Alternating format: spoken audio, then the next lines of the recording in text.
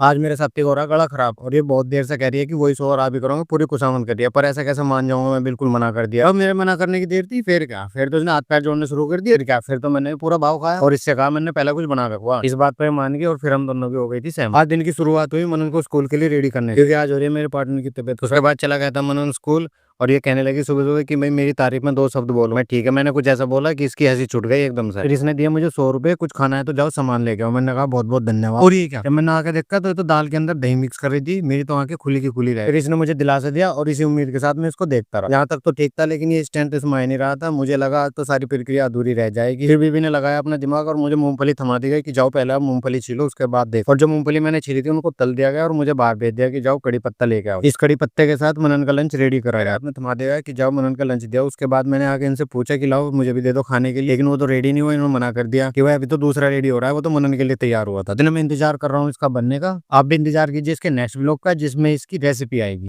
मजा आ गया कतई माना है भाई, मुझे लगा है बहुत बढ़िया। ठीक है, और अगर आपको भी मेरी आवाज अच्छी लगी है तो अगले व्लॉग्स में मैं ही वॉइस रिकॉर्ड करूंगा। जितने भी व्लॉग्स होंगे सब में। लेकिन अगर आपके कमेंट्स अच्छे आए तो मैं इससे इसका काम छीन लूंगा, फिर आवाज वॉइस रिकॉर्ड का। प्लीज गाइस बताना मेरी आवाज कैसी लगी आपको। तब तक मैं इसे खा लूं।